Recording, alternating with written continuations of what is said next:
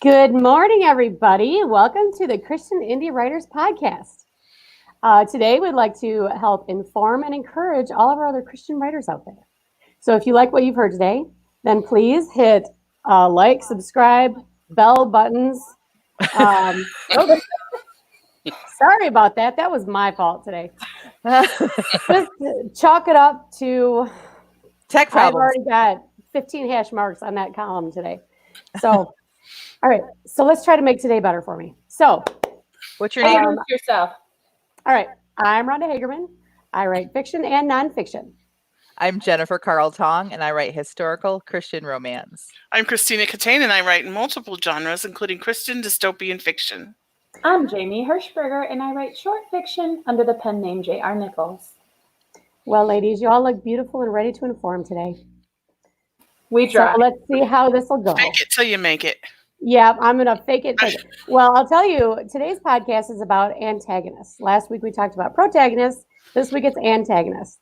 And an antagonist does not have to be a person, let me tell you, because my morning has been my antagonist. Yeah, right? I heard. Yeah, what's been going on over there? You had issues and stuff like that? Yes, I could not get online for the longest time. I didn't get online in time to sprint. So later today, when we talk about the sprints, I will be putting mine in our Twitter and all the other places we ask you to post, so you can read mine later today. But yeah, I started having internet problems yesterday, and they didn't. You know what? That is. They just distracted. Yes, they. Sorry. Oh, hilarious! Oh my God. Sage Gordon Davis says, "Would it help if I shared my banana split with you, Rhonda?" Yes. And Rhonda immediately went into fantasy world. You can picture the banana split forming in this cartoon cloud in her mind, and she's like, "Yes, that would help me, please." Yeah. All right. So, sorry, I didn't mean to distract you. Sorry. No, thank you. I needed to get back on track. All right. So today we are talking about antagonists. Let's check in with everybody and see everyone's what's up before we do that. So. Oh yeah. I've been trying to avoid mine. So. I like how you just tried to skip right over that.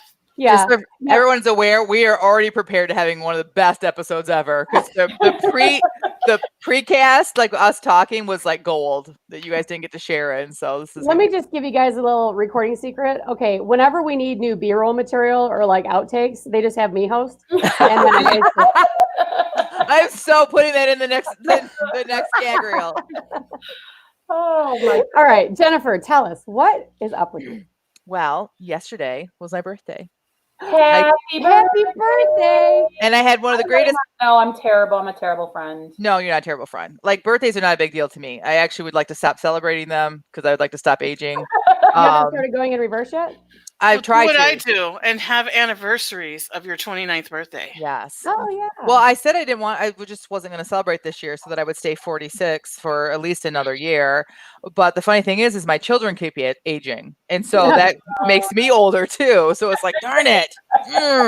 We would all just take a year off, right? Yeah. So turned 47, and it was a great birthday because I'm not I don't care about birthdays.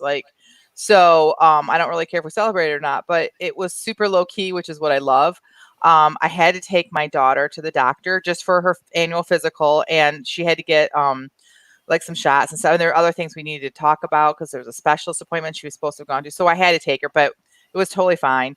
And when I came back, my other kids had made me breakfast, and it was delicious. Yeah.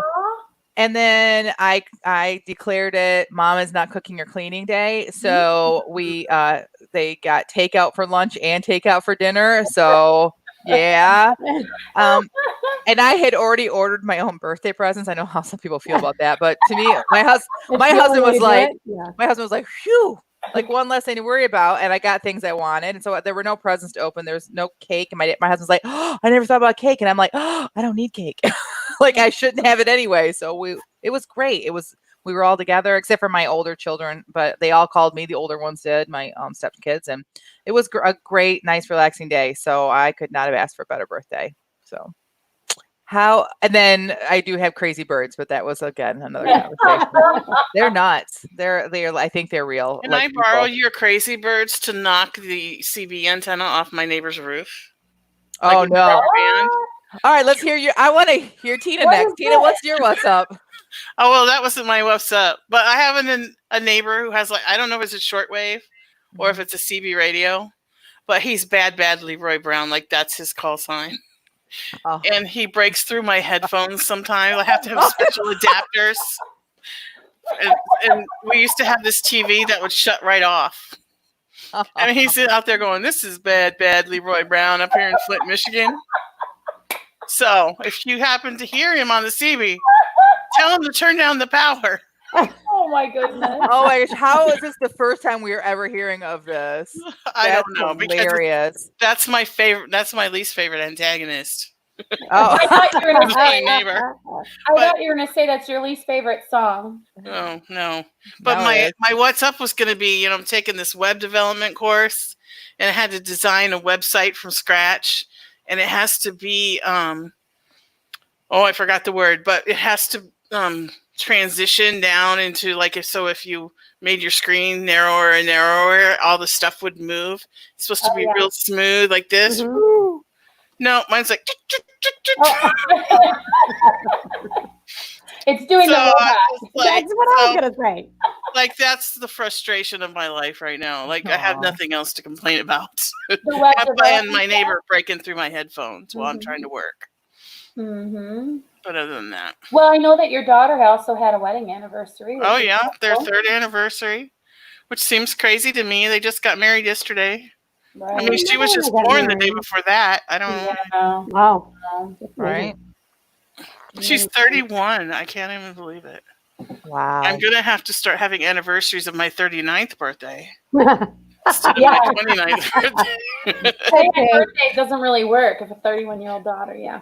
Right. Yeah, she just keeps getting older. I don't even. I told them to stop growing at 4, and none of them listened to me. Well, Tina, you win the award today for first spit take of the day. Pausing one. So good Okay. job, good job. All right, I'll get my what's up. Tina, I might be able to help you out with your problem.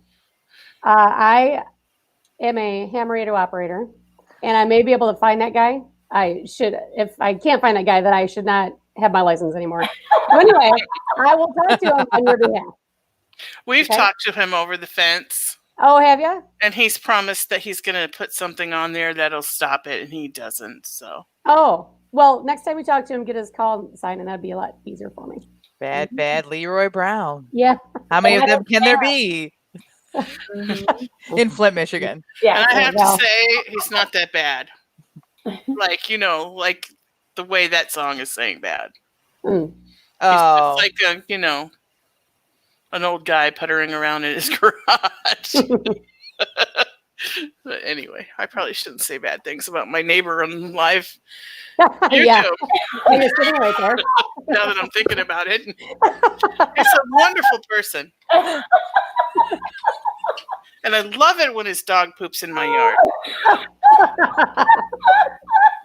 Okay, Jamie, let's move on to you. So, guess what? In Florida, beaches are opening. So I got some much needed vitamin SEA, vitamin C this week. So wonderful to get out there and see just the vastness of the ocean. And we made the drive out to the Atlantic Ocean side, even though it's like 2 hours. And then we're like, it's cold, but we drove 2 hours. So we committed to staying for 2 hours, which I've got one daughter who's thin as a rail. Mommy, I'm cold. I'm like, use my towel too.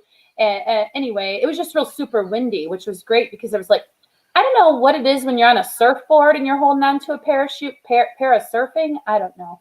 But those guys were out there having a blast and people were flying a kite. And I just like looking at all the ocean barf because the tide was super low and so many shells and so many pretty little treasures to explore in the tide, what's left of the tide pools and things, although the sand was really packed.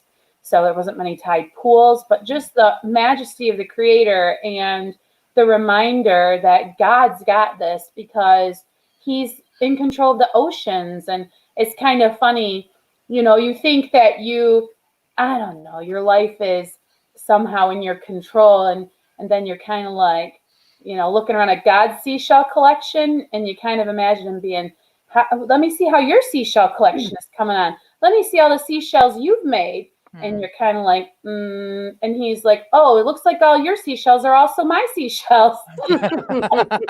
How interesting. And anyway, it's just kind of a great reminder, just like when I look at the nature in my backyard or out in the forest, that I really don't have to worry. And so it was very, very good for my spiritual self to get out there and have that reminder. Mm-hmm. Sailboarding, by the way, is what it's called. Sailboarding. Oh my goodness, it looks so fun. I have zero upper body strength, so I do not think I would succeed. However, that looks like I would do that. I would so do that. If it's a harness and a hold on, but then I might be scared that I would go like up and like fly into, because some of those guys were really catching air. They were hitting those giant waves and they were like, woo, off in the sky. I'm like, oh, to be 20 years younger and twice as strong as I am, I would have a great time doing that. I went on vacation to Pattaya Beach in Thailand when I was a kid. And for some reason, my mom didn't go with us. It was just us and my dad. And he hired this guy to teach me sailboarding. And so our hotel is right on the beach. Like you just walk out the front door onto the beach. And I spent the entire day learning to sailboard. And I got out too far. And I couldn't figure out how to turn around. Wow. Yeah. Luckily, the little guy came out and saved me. Wow. So tell me, is it just a hold on situation like water skiing? Is just a holding on deal, or is it It's easier than water skiing because I could never water ski. I landed on my face. But you do have to have some strength to hold the sail. Sure, yeah. And not have it ripped. And I don't remember there being a harness. I think that would be a safety issue if like you fell off. Yeah, you can't let go, right? So. But yeah, it was fun. I remember having a lot of fun. All right. Well, let's look into the chat. Sage says that her what's up is I finished my proofreading and editing diploma with a distinction. Congratulations. Whoops. Maria says, what's up with me? We in the UK have just celebrated VE Day, victory in Europe. Today was the 75th anniversary of World War II ending in Europe. Just been listening to Churchill's speech and having a little wine. Wonderful. Jason says, my what's up? I figured out some rules for my magic system and worked out my backstory for my antagonist. That's great. Wonderful. You have a lot to share today then. Whoops.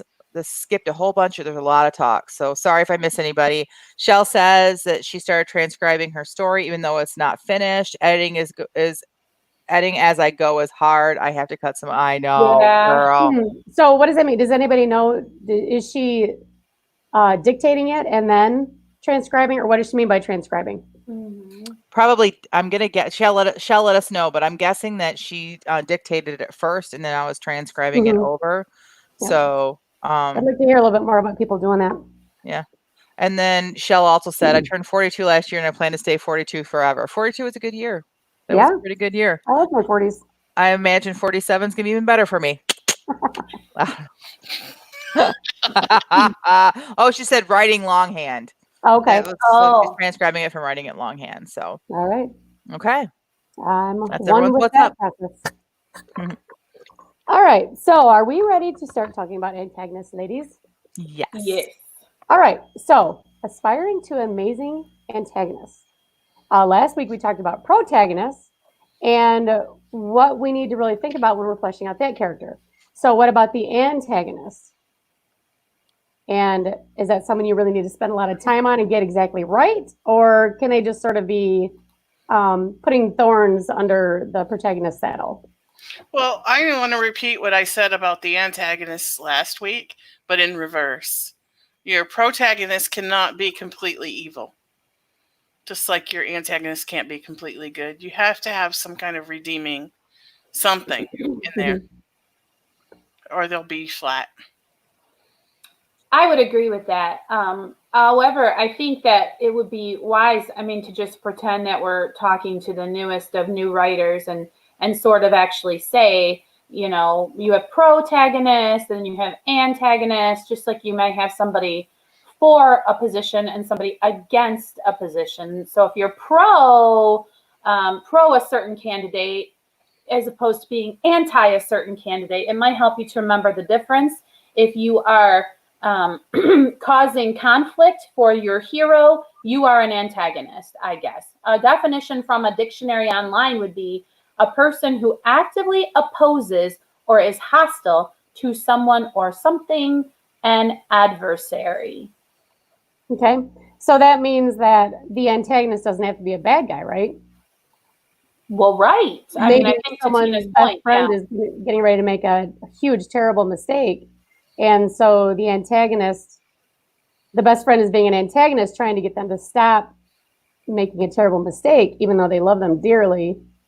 So they're opposing their objective, correct? Yeah, and I mean, so what you're saying is that their motivation does not have to be evil for them to cause a conflict for your hero. So the antagonist doesn't necessarily have to be an evil or even have your like, it doesn't have to be mean-spirited action that thwarts your protagonist, is what you're saying, I think, correct? It doesn't have Yeah. to be coming from a place of evil or ill will. Mm-hmm. And I think that genre will also have a huge effect on this as well. Wouldn't you say? Like, I would imagine like something like a fantasy that your antagonist is going to most likely be something that really literally is evil. Generally, that there would be like the good versus evil kind of thing. Where if you write romance, the antagonist could just be the other woman that wants your man, or like that is trying to win over, or another guy that's trying to win over the main heroine. So it can be in lots of different ways. So, but I think that the definition Jamie gave was really good. That it's whoever is trying to stop your protagonist from like reaching their goal or what. Mm-hmm. I'm sorry to interrupt. This is not in the outline, but I would just like to ask the ladies here and in the chat, is it possible to write a story to where just things that happen to your hero is the antagonist, to where it's sort of like God is the antagonist or something like that? Yeah, Maria in the chat just said this. She said the antagonist doesn't even have to be a person. Example, in Castaway, the antagonist is the island/weather conflict of Tom Hanks being trapped. Yeah, exactly. Or like in Twister, the antagonist is the I would say the tornado. Movies like they have robots that would be your antagonist. There's movies like what was the one I was just thinking about the other day? Jaws. For sure the antagonist is the shark, but it's not a person, right? And they don't have evil intent, they're just hungry, right? But still pretty scary. Yeah, in the novel that I'm writing, the antagonist is actually Satan and the demons and their influence. So like the people that are opposing my person are being influenced by the spiritual realm. So then it gets really complicated. It's just to keep that straight in my mind, that the true antagonist is from the spiritual realm, who is influencing flawed people. Right.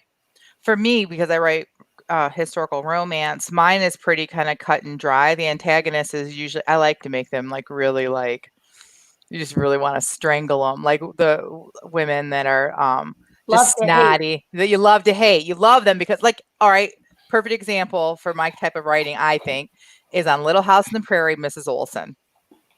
Yeah, like she just is not a nice person, but yet, like we talked about earlier, she's not completely evil. There are episodes that you would watch of that show where you just really feel for this woman. And then there are other episodes that you really love it when she gets it in the end, like she falls in the mud or whatever, because you just like love to hate her. Yeah. I noticed you didn't say Nellie though. Oh, Nellie too. Yeah, for sure. Nellie. No, she's never good. Never good. Well, no, I think there was 1 or 2 episodes where we felt sorry for her. Yes. But it was short-lived. Well, that's a really good point, though, that you guys all were real quick to search around to try to find something sympathetic about the villain, right? Mm-hmm. Like that, that makes them a more three-dimensional person, because nobody is just mean all the time. And nobody is mean for no reason. Human beings don't grow and develop in a vacuum, correct?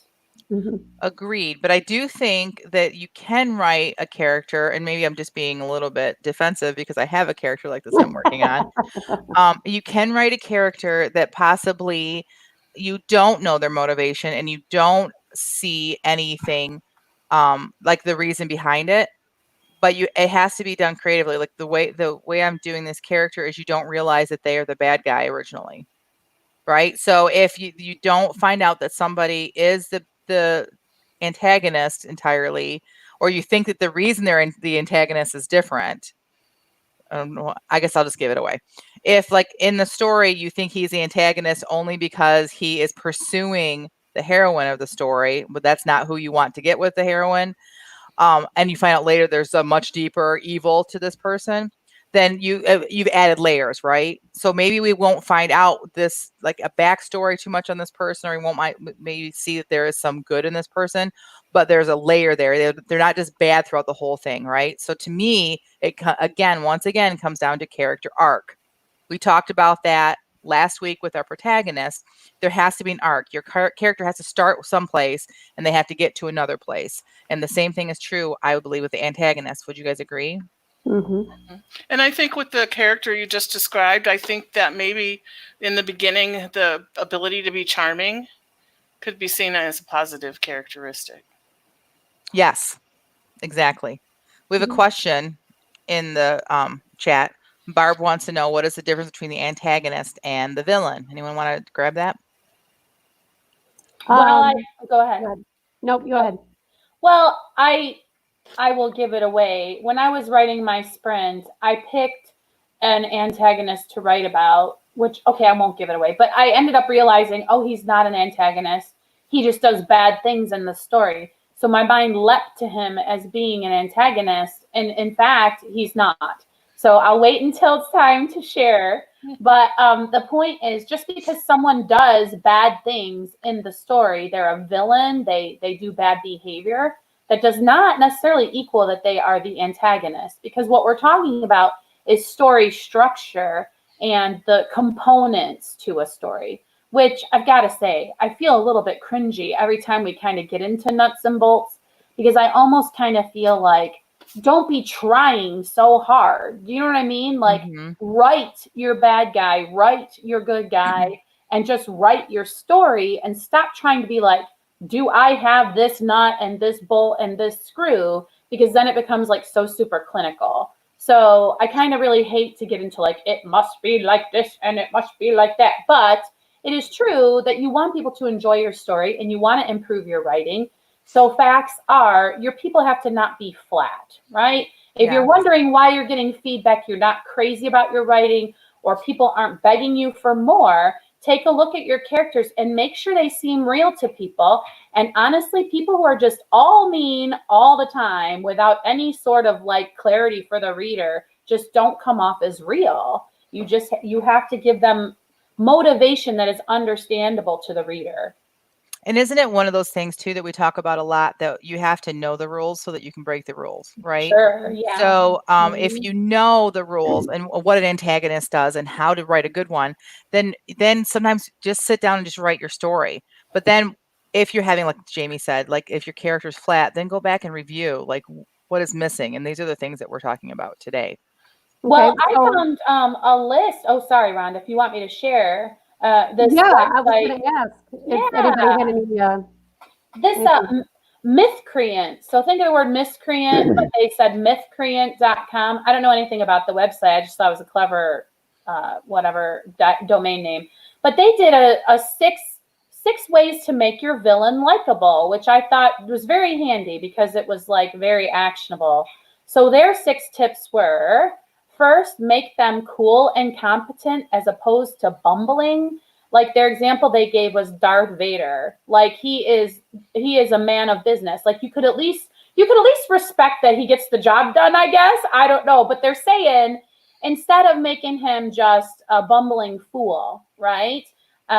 You can help your audience to understand, is their second tip, which is showing where the villain is coming from will demystify them, which we've been talking about quite a lot here today. Their third tip is to bestow them with moral strengths, which is interesting because when you're writing an antagonist, you kind of don't really want to like them yourself sometimes as the author, because they're so mean or they're so in the way of your protagonist and you love your protagonist. But frankly, they can still be like kind to animals. Their example was, oh yes, little kitten, you will one day feast on the blood of my enemies, right? So they're stroking their cat and being loving and kind to it, but meanwhile, they're still the antagonist. So they have kindness to animals, or even loyalty in a romantic relationship is a good thing to do with a antagonist. Make them the underdogs. This is the opposite of their first clue. You could have a bumbling fool for your hero to overcome in the first, especially installment of a series, they're saying, because you can kind of work your antagonist up or your protagonist up from overcoming smaller challengers to sort of the big boss in, book 3 or 4, right? So I really appreciate that list of 6 tips from mythcreants.com, and I thought that they were really helpful for our discussion. Yeah, I really like the underdog one. I hadn't really thought about that angle before. That started some wheels turning I might need to explore today. Okay, so then how do you know you've done a good job of creating an antagonist? Do you just go down and check things off of a list, or how do you guys determine how good or bad your antagonist is? Or if you need to up anything, or... What'd you say, Tina? I would say instinct, because I don't know that I have a list. Mm-hmm. But when you read it, you want it to evoke emotion. So are you going to wait until your beta readers say, "Oh, I love your antagonist," or "Wow, he's terrible," or... No, I would say my own instinct. Like when I read back what I just wrote, is my antagonist strong enough? Does it evoke enough emotion? Or is he there enough? Especially since mine is like not really seen. Mm-hmm. Do you have any sort of a formula for upping the antagonist game? No. I was just going to answer your first question and say that I send mine off to my friend Rhonda so that I can see her reaction. If she hates them, then I know I'm good. Okay, good. But for upping it, gosh, that's a good question. I never thought about that. I'm sure that I've written chapters before with the antagonist, and right now, the one I'm working on, it's not good enough. It's like, I don't want him to be so obviously evil from the beginning that I took out a bunch of the evil. And then now it's like, well, I don't want everyone to like him too much so that they hate me when they realize who he really is. So I think it is a good balance. So that's a good question. I'm going to have to actually look at that and see what I do, because I'm sure there's something that I've done in the past. For me, I guess it's a lot about the hints too. Like I either have a really obvious bad person, like Florence in my first novel, obvious from the beginning, no one is going to like her because she just is like a snot. Or like this guy is like, this is harder for me to write. The ones that like are kind of like slick and you don't know for sure, but you got to give hints, right? So, that's a good question. I think the reason I struggle to answer you, Rhonda, is because I don't sit down and try to squeeze out or puzzle together a story. What I more do is I think, we've got these shrubs in the yard, and I trim and clip them, and then I stand back like 3 or 4 feet, and I look at the overall picture, and I turn my head this way and that way, and I'm like, something's wrong. What's wrong? And then I go in and try to make fixes, as opposed to in the creation process worrying about whether or not I've got the components. Mm-hmm. I more put together the whole thing and then evaluate where the weaknesses are and then beef up. Because if I find myself stuck on something like, is my antagonist good enough? Then I feel more like that's an external bother that I can't worry about until the story is together, and then diagnose problems after the fact. So I guess that's why it's difficult for me to answer a question about like, how do you develop or create your whatever? Because I'm not a plotter. I'm more of a pantser person. And I write the story and then fix. So it's very hard for me to answer how do you prepare to write a good antagonist question. Mm-hmm. Yeah, I think what sums it up is like what Jennifer said and what Jamie said. See, we've all read a lot of books, especially in our genres, and there's like this instinct, and like I like what Jamie said about standing back 3 feet and looking at it. That's kind of what I was talking about when I said instinct. You write it and then you stand back and look at it, and then you think, Is this strong enough? So like, there's no formula, I guess. And yes, but I guess that's why we did that. Why be careful with your first draft episode if you all want to go back and look through the archives, because your first pass at something is not necessarily the best you can do, no matter how wonderful you think it is. And you really have to develop that muscle, the self-critique muscle, I think, is woefully underdeveloped in most writers.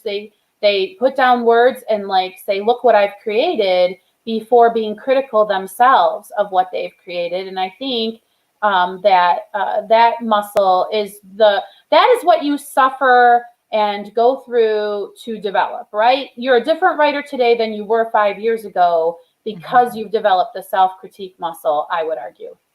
And it's possible that some of these things that we're talking about and asking about don't come in the writing process. They come in the editing process. Correct. Right. That's a good point. So, Yep. so that's probably why there's a little bit of a, because like some people in chat are saying like, well, I do it differently. I do it this way, and because it's a plan or plots or thing. Yeah. And maybe we could just take that out of the conversation and we could talk, we write the story and then maybe we put this back into editing. Like when you edit and you go back through and read it, then how do you fix these kind of things? And well, that's an excellent point, Jennifer, because sometimes you might not recognize that a weak antagonist is your problem. So it's a wonderful sort of a diagnostic to look at your characters and see if they seem fully developed and fleshed out. If you're not getting the feedback you would like to get about your story, or if you are dissatisfied with your story, it's a great trouble spot to check out.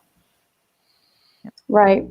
I do like what Barbara Hartzler said, though. If I'm stuck in a story, I try to think like she changed it to antagonist. I can be a little scary, but they definitely they drive the story forward. That's a great idea. Really, I don't know that I've ever done that, but I might experiment with that too. Okay. Does anybody have anything else they'd like to say about the antagonist? Or is it time to listen about your antagonist? I think Okay, can we move on then? Yep, sounds good. All right. Well, now it's time for Feeding of the Backs, which is what we do is we take 15 minutes before our podcast. We sit down and sprint on whatever topic. And let's see, we'll have Tina go first and tell us what the topic is. Well, I don't know what it was exactly, but we were supposed to write a scene from the point of view of our favorite antagonist. Antagonist. So, let's see if you recognize mine. You will, I think, by the last line. And it's not that this one's my favorite. It's the only one I could think of. Like with the pressure on. Okay, here we go. Funny how nobody notices the roar of background noises in restaurants.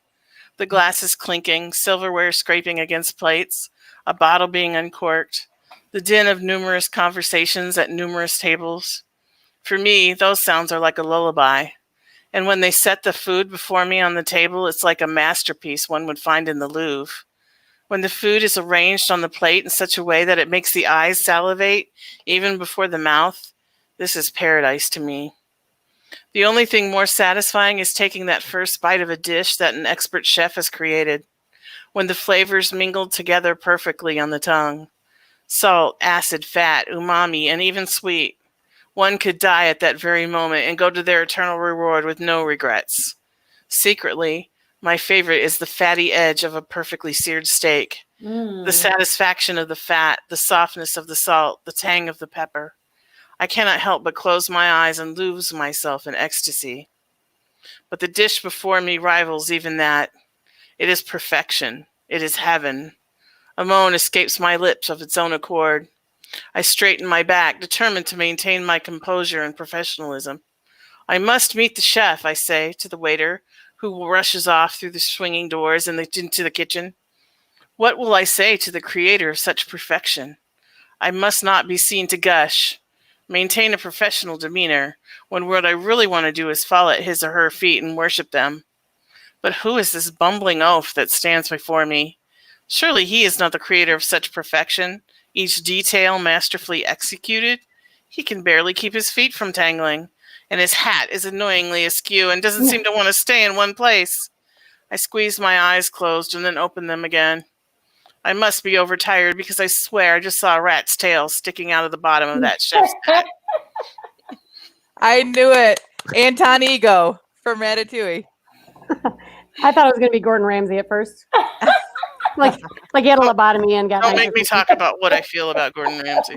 I'm just so proud of myself that I like knew, because last week I was just like on all of yours because I was like expecting it to be books, right? So that was good. I knew exactly who you meant. Love it. Yeah, I really, as always, Tina, your descriptions. Now I want a fatty, crispy edge steak. Yum. I know. Oh, So do I. cool. And a banana split, thanks to Sage. So Right. hilarious. all right. So Jamie, quit talking about food and tell us about your antagonist. Okay, I did it wrong. No, there's no wrong. Okay, all right. I am happy with what I wrote, but you'll see why. So maybe it will be a fodder for some discussion. So here we go. Let me take you to lunch. Now, I checked my pocket watch. It's exceedingly early to break. I've only just had breakfast. Surely that was hours ago. Well, can't get any work done if you're forever stopping to eat now, can you? How was your breakfast this morning, Uncle? The toast was burned. That's a shame. I usually solve such a situation by applying a liberal layer of marmalade. I curled a lip and smacked the plate from the table. What did your cook think of that? Why should I care, confound it? If I'd have been a slipshod about my basic duties, I'd have never risen above the lowly position of clerk. I watched out of the corner of my eye to see if my own clerk flinched at the disparity, but the fool only blew into his hands and rubbed them together before resuming the whistling of some cheerful tune. Of course, he was likely too ignorant to understand the comment, much less make a connection between it and himself. Stop that wretched noise, I groused.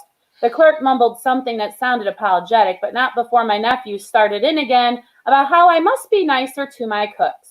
I've had about enough of your nattering as well, I said, letting my fist fall to the open ledger before me. The effect was less than it would have been in my youth when my hands were bigger and my limbs more capable, but it drove the point home. My nephew and the clerk both jumped in their seats, the former set to moving his quill faster than ever, and my nephew stood to take his leave.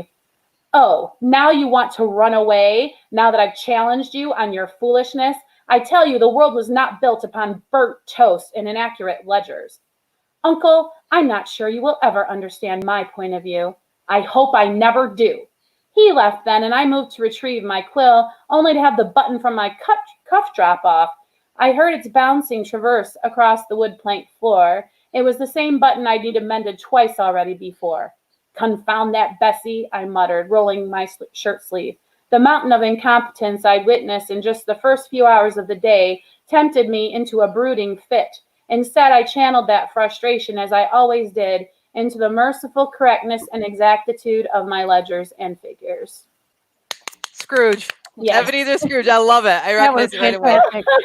I love that so much. Yes. Oh, And you yeah. know why I love it? Because then this just brings up something we kind of skimmed across, but like he's the bad guy. That's but what I'm he's saying. But he's the protagonist, right? Because I told you, like, ready, set, go, I had to make a choice. And it started, I'll tell you, the Grinch from The Grinch Who Stole Christmas. And so then during the sprint, while a timer's going, I'm arguing Scrooge, Grinch, and the burned toast could have been either guy. Right. And so I went with it. But again, it was like my mind made him an antagonist. But let's have the discussion, because here he is. Okay, so like, would it be Tiny Tim, Bob Cratchit? Who's the protagonist if not Scrooge? But he's doing evil toward people in the book. So your mind wants to make him an antagonist, right? Yeah. So it's a really interesting study, I think.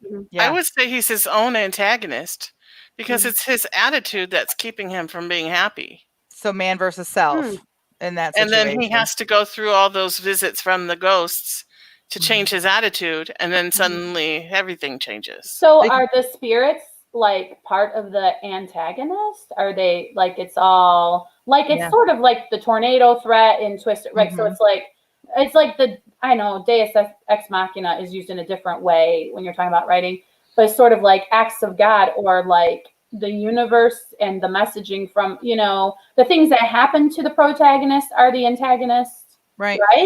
Right? Well, it's all about the character arc, right? His character changes. So just because and all protagonists think that they want something, but it's never almost never what is best for them. That makes a good story is they think that they know what they want. And like, if we go back into story structure again, especially with romance novels, that there's a certain point early on in a romance novel where they're headed in a certain direction and something happens to change their direction. Right. And so he's headed in a certain direction, even though we see him as a bad guy, like he's still the protagonist of the story, but life comes and changes the direction. So it's all about the character arc. Mhm. So even though he's a bad guy, so that's it's a great example, because it doesn't mean that the protagonist or the antagonist is the villain, because really Right. the antagonists of this story are all good people, good guys. The nephew. I should have wrote about Yeah. the nephew because Yeah, because that would have been so good. Like if you'd have wrote about the nephew, it would have been like, but he's a good guy. Exactly. But he's still the antagonist. It's confusing because the protagonist is not a nice person. Mm-hmm. Right. So it's very interesting. So, Well, Jamie, I actually read the sprint the same way you did, because I was trying to think of what antagonist I wanted to write the story about. And the antagonist was going to be a protagonist. So I think you could take that sprint and do it either way and still be. well, I given love A+. it because I learned. So yes, A for effort and an A for actually learning something from the sprint. So I'm very happy that I participated. So Good.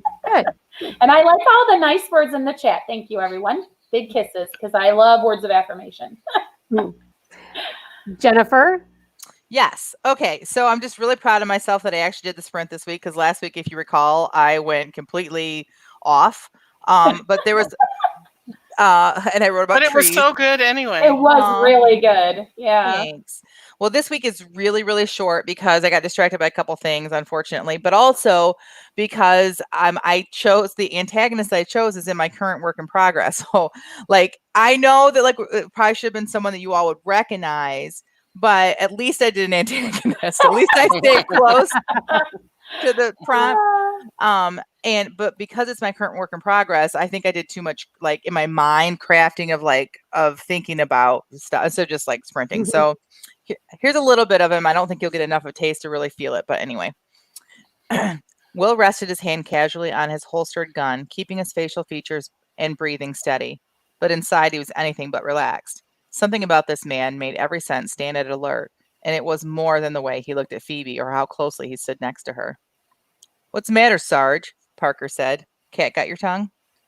Parker never took his eyes off of Will's face, but something in his manner let Will know he had noticed the new placement of Will's hand.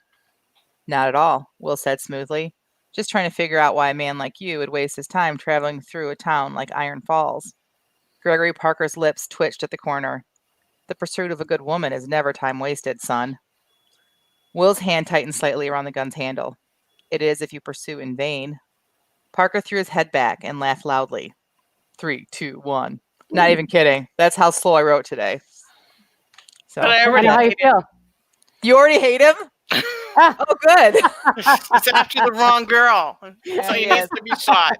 Well, there's little things like he called Will son, and he calls Will Sarge all the time. And the way he said, so you see it earlier, the way he calls him Sarge is it's a disrespectful way. Like it's not. He's like, on the outside, it looks like he's just being normal, but like there's this total hatred between him and Will, like instantaneously.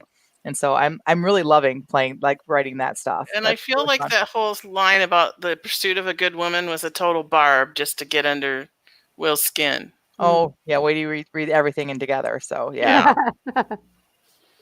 Yep, Yeah, I've that's all I read got. what you've already written about him, so I disliked him. I did not need any help. Yeah. All right. So my sprint will be in the in Twitter and all those places later today. And if anybody would like to, let us know why that is your favorite antagonist or why you wrote about that person too, just to Right. give us a little bit more insight. And we already have at least one person that has done the sprint and already shared it. So we will be Oh, going, Awesome. we'll go on and wow. we'll retweet that, and that's fun. We love sharing what you guys do. I also want to say, if you can't think of what to write, just start the timer and write anything. The whole point of this is to get you writing. It's not to make you freeze up or paranoid. The prompt is just supposed to kick your little booty into getting some words on the screen or paper. So write whatever you want, but do some writing today for you, for your career, for lift your spirits and keep your mental health. All of that writing is good for you. So do some. And like today's sprint, I couldn't even think of a antagonist. And I just like had this scene in my mind with like all the noises from a restaurant, and I just started writing, and then an antagonist came to my mind. That's a really good tip, Tina. Just start writing. It might come to you. Yeah, that definitely set the timer happened. and go. Yeah. Awesome. That's what I was hoping for last week, and it just ended up being trees. Yeah, but it was such a beautiful story about trees. It doesn't matter. It didn't make. Yeah, I gotta find some way of putting it somewhere, right? Like, yeah, right. I agree. Yeah. Thank you. All right. Well, are we ready for our what's next segment? Sort of, I guess. I don't know. Anybody want to jump in and go first? I will. Oh. Go ahead, Jen. You go. Jen, you go, because I didn't get to make you go first today for the sprint. Okay, so yeah, I am having nightmare. I told Rhonda this yesterday. She and I were in office hours, and I told her that I have been starting to have nightmares about night riding, and she's like, "Good." So I'm starting to have like anxious feelings about the fact that I'm not pursuing my writing and I'm not advancing my career, and so I think that's a really good thing. Hey, hold on a second. I'm stopping for a minute. Stage Warden Davis says does not hosting, so we're running on schedule. I'm only mad because it's the truth, and the truth hurts. It could have has something to do with Rhonda not sprinting too. Yeah. Thank you, Tina. Thank you, yeah, Tina. my 200 It's not words would have completely your added fault. 20 seconds. Yes. Anyways, back to me.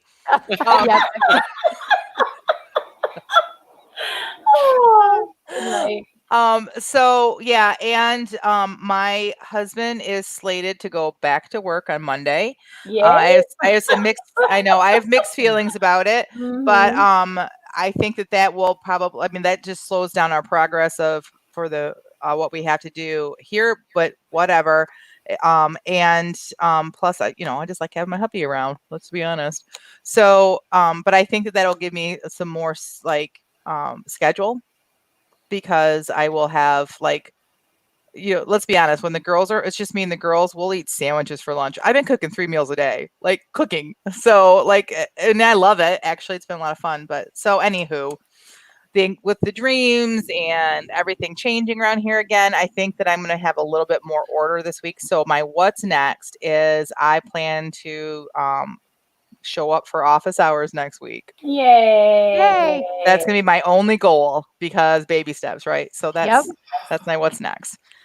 So what about you, Rhonda? What's your what's next? My what's next? Actually, Mom and I have been working very hard on putting a workbook together for plotting your novel, and we are almost done. And I'm telling you, my internet has been such a pain in my butt the last couple of days, and we could have had this ready for today if it hadn't been for that. So anyway, next week, hopefully we will have a little giveaway, possibly, of our new book. So that's what's next with me is just getting it on Kindle or KDP, I should say. That is so exciting. I love to hear that. I know. I got a sneak peek of that, and that's going to be really fun and helpful. I told Rhonda that I might even actually try using some of those worksheets to do a little hybrid plot pants, because it really does seem like a good way to help organize thoughts. And it's really not a rigid situation. I mean, Rhonda, she needs flexible, and that's what she's providing for other people, the ability to be flexible and use what works for you and disregard what doesn't. So it's really a cool thing. I can't wait till I see the finished product. Good job, Rhonda. And Barb. All right, I'll say mine. So yeah, like Jen, I'm going to be in office hours because, I don't know. I shouldn't even say that. I may have to get a job. So if I get a job, I might be working during office hours. So I don't really know. But the plan as of right now, Lord willing and the creek don't rise, I'm going to have my butt in the chair for the office hours, which is terrific.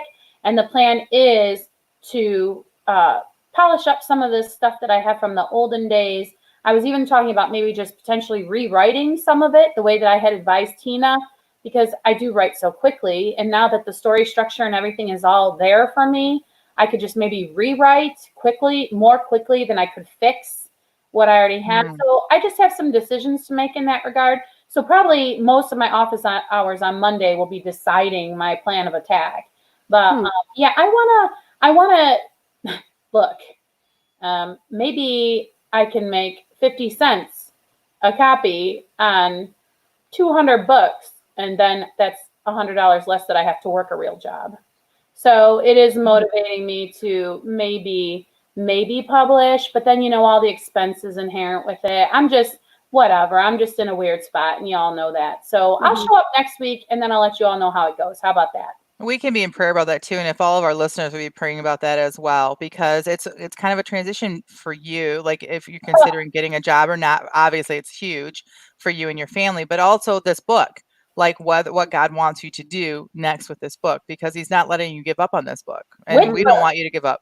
Which book? That's all of them. So all of it, like the whole thing is just because it really just feels like I'm not feeling very encouraged about all things writerly. Let's just put it that way right now. So yes, I covet prayers. I need lots. So I'll take them if you got them. Well, you know what? I am thrilled to hear that you're going back through your stories because you've written so many things. I was fascinated. I just wanted to hear the ending. And I'm so glad we might get a chance to revisit some of those because they shouldn't be tucked away. You know what? Let's just stop right now and let me say a quick prayer. Is that all right with everybody?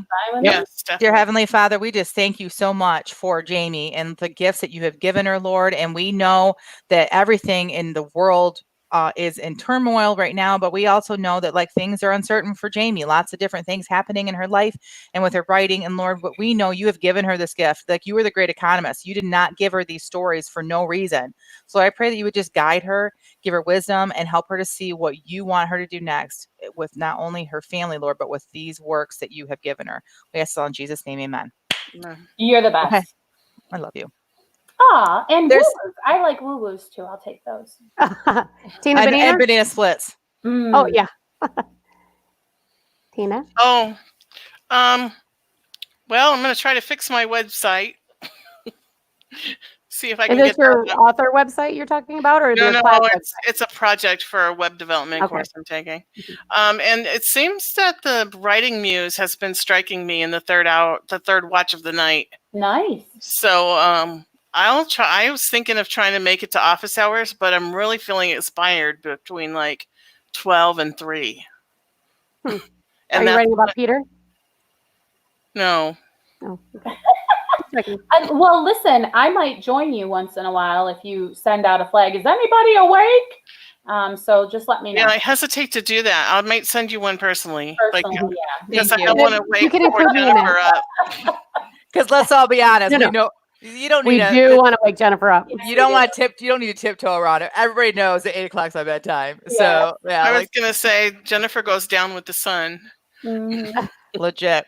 But I was also the one that was up before the alarm at 5:30 this morning. So yeah, I know. I'm weird. I know I'm weird, but you're not weird. You just have a different schedule than everyone else. Well, Tina, my suggestion was if Jennifer's going to be getting up that early and you go to bed that late, each of you just donate an extra hour, get up an hour earlier, go to bed an hour later, and you can sprint during that time. You could just stay up. I don't know. Once I hit 3 a.m., I'm pretty much done. Oh, okay. Yeah, I'm not sure you would want to read anything. My dad told me he used to work overnights. I did also work overnights, and I remember thinking about it. From 3 to 4, he said that's the worst hour for whatever reason. And I remember I thought, because I believe everything my dad tells me, of course. So I thought my dad had just like cursed me because then when I worked overnights, it was from 3 to 4. And I'm like, oh no, Dad, why did you tell me this was? But like, I think there might be something to it if I'm hearing it from you too. Like that particular hour of the evening is, if you can make it from 3 to 4, you got it till 8 o'clock. It's weird. There's something spiritual that happens between 3 and 6 in the morning. It's called the fourth watch of the night in the Bible, and like the transfiguration and all this really spiritual stuff has happened during those hours. So like if you get woken up during those hours, like there's probably spiritual warfare happening that you should just start praying. That's what I've always been told too. So interesting. That's when I pray for my kids. Like if I wake up, I start with my kids first, all of them. And yeah, interesting. Let's hit the chat really quick before we move on. Has everybody had a chance? Oh yeah, I think. Yeah, yep. So Sage says what's next is to stop teasing Jen. And oh no, it doesn't say. Just kidding. It should. I should. But no, my podcast is on break until the 20th of May. So I'm trying to finish the final draft of Bloom and also adapt one of my short stories for a web comic. That's cool. Maria says that her what's next is I finished looking through my proofreader's notes on my novel that is with my publishers. So looking forward to the next stage. After a couple of days, I'm going back to my third novel. That's awesome. Jason says his what's next. Writing the starting conflict that pushes the main character forward. A crazy chapter for sure. That's awesome. Fun. And his is fantasy, so that anything could happen there. Right. Yeah, that's awesome. Shell says editing, and finish the end of the story. Good for you for sticking with it. Yeah. Yes, that's the hardest part. Finishing it is like the number one thing. Maria says, hoping this round of editing won't take as long this time around, as it will be more proofreading than checking the story content. Yeah, I hear you. So yeah, lots of things happening with everyone else too. So Awesome. Well, good. yeah. All right. Is there anything else we want to say about this podcast today before we say our goodbyes? It's definitely going to show up on a blooper reel somewhere. Plenty of fodder today. Right. Before we go, Sage says banana splits for everyone. Just pretend I'm Oprah. You All get a right. banana split. No, You get a banana split. If she's Oprah, I want a car. I'm good with a banana split. She's just the ice cream man. I don't like ice cream. Well, ice cream. Oh no. Ice cream doesn't like me. Oh. That's a bummer. All right. All right. Well, if we're all set, nobody has anything else they want to add to today, this will conclude the Christian Indie Writers Podcast. So until next week, may your pen be prolific, may your deadlines be met, and may all of your words honor Christ. Bye, everyone. Bye.